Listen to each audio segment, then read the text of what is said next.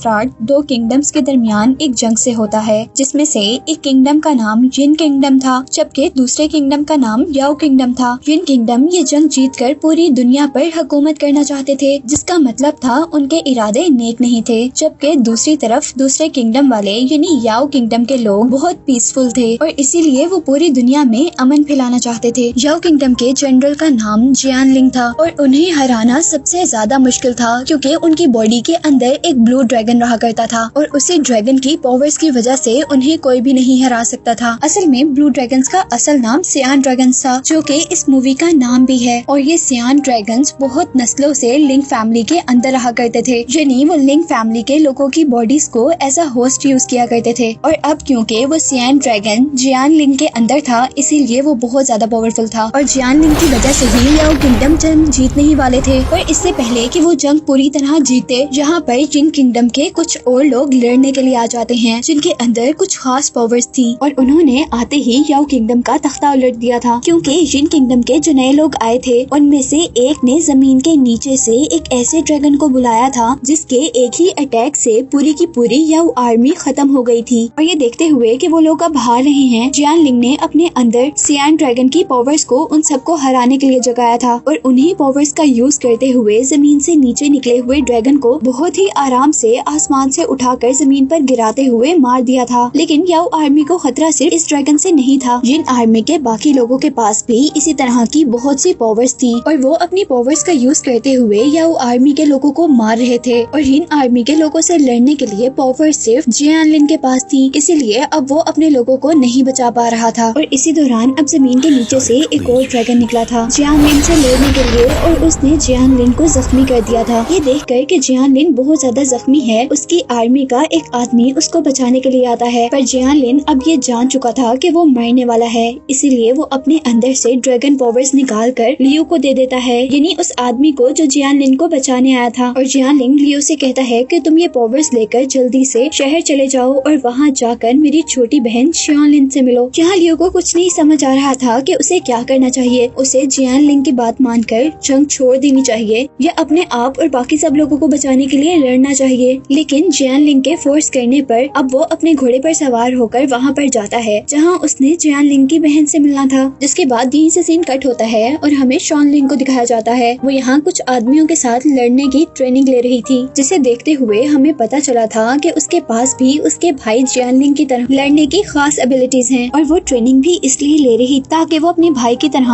अपने आप को सियान ड्रैगन की पावर्स को और अपनी किंगडम को बचा सके। जिसके बाद हम देखते हैं कि लियो भी यहाँ पर पहुँच गया था और वो शॉनलिंग से कहता है कि उसे उसके जनरल जियानलिंग ने भेजा है और लियो के पास कुछ ऐसा है जो वो शॉनलिंग को दिखाना चाहता है। और लियो अब उसको अपनी बॉडी में से ड्रैगन निकाल कर दे रहा था, लेकिन ड्रैगन एक मिनट के लिए निकलकर दोबारा लियो की बॉडी के अंदर जज्ब हो गया था। और ये देखकर शॉनलिंग भी बहुत ज्यादा हैरान थी, क्योंकि ये ड्रैगन्स हमेशा लिंग फैमिली पर ही ट्रस्ट किया करते थे, जबकि लियो का लिंग फैमिली से कोई भी ताल्लुक नहीं था। जिसके बाद वो लियो को लेकर एक अजीब टेम्पल के अंदर आती है और वो उसे यिन किंगडम और याओ किंगडम के दरमियान सदियों से चली आ रही इस लड़ाई का पास्ट बताती है। वो कहती है कि यिन किंगडम हमेशा से इस दुनिया पर कब्जा करना चाहते थे, जबकि याओ किंगडम इस दुनिया को बचाना चाहते थे और इसीलिए लिंग फैमिली, जो कि पहले याओ किंगडम के बादशाह हुआ करते थे, सियान ड्रैगन्स ने उन्हें अच्छा समझकर अपनी पावर्स के लिए होस्ट चुना था, यानी वो लिंग फैमिली के लोगों की बॉडी के जरिए अपनी पावर्स का इस्तेमाल करवाना चाहते थे। वो उसको कहती है कि कहानी बस यही खत्म नहीं हुई थी, बल्कि ये ताकत जब सबसे होते हुए मेरे भाई तक आई थी तो वो उसे पूरी तरह संभाल न सके और जंग के अंदर वो पावर्स कमजोर होने की वजह से उनके अंदर का सियान ड्रैगन एक छोटे से ब्लू ड्रैगन में चेंज हो गया। जिसके बाद शाओलिन यहाँ टेम्पल में से एक ऐसा पत्थर उठाती है जिसकी हेल्प से वो लियो की बॉडी में से ड्रैगन को बाहर निकाल सकती थी, लेकिन वो ये देखकर हैरान थी कि सियान ड्रैगन लियो की बॉडी से बाहर निकलने को तैयार ही नहीं था।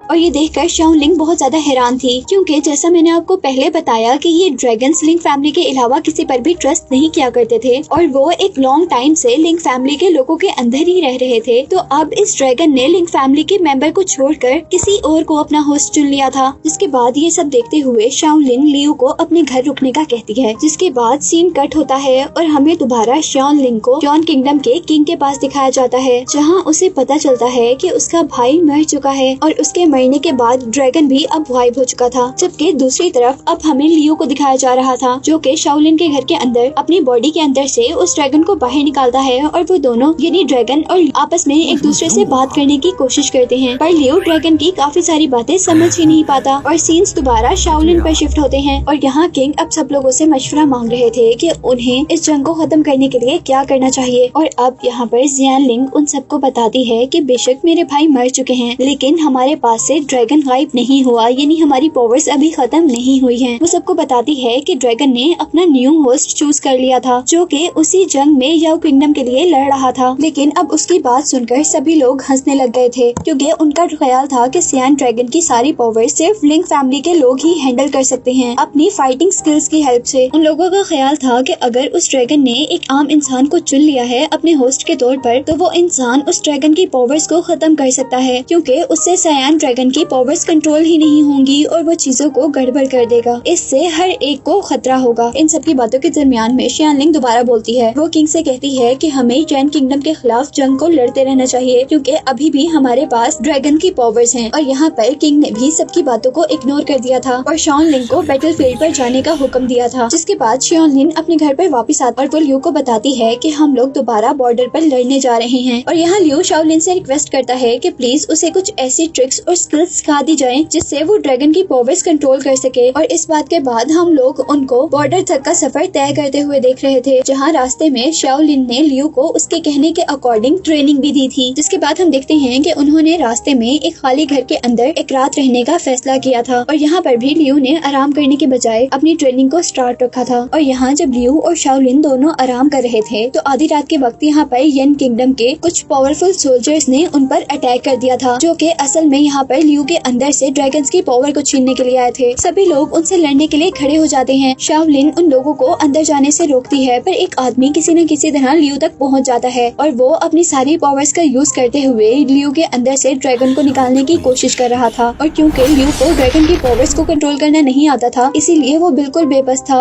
और उसके अंदर से ड्रैगन्स की पावर्स को निकाला जा रहा था। पर इससे पहले कि ड्रैगन की पावर्स पूरी तरह उसकी बॉडी से बाहर निकल जाती, यहाँ पर शाओलिन का एक साथी आकर अपनी जान को कुर्बान करते हुए लियो को और ड्रैगन की पावर्स को बचा लेता है। और इसके रिजल्ट में अब शाओलिन ये छोटी सी जंग जीत गई थी, लेकिन इस जंग के अंदर उसके सभी सोल्जर्स मारे गए थे और वो भी अब शदीद जख्मी थी। और अब हम देखते हैं कि काफी देर बाद लियो को होश आया था, जहाँ वो अपने इर्द गिर्द मरे हुए सोल्जर्स को देखकर शॉक में आ गया था। और अब ये बात सुनकर लियो का सारा हौसला टूट चुका था कि इन सारे सोल्जर्स की मौत लियो को बचाते हुए हुई थी। अब लियो शाओलिन से दोबारा वापस अपने घर चलने को कहता है, क्योंकि उसे लग रहा था कि वो सियान ड्रैगन की पावर्स को लूज कर देगा, जिसके रिजल्ट में वो येन किंगडम से नहीं लड़ पाएंगे और उनका किंगडम हार जाएगा।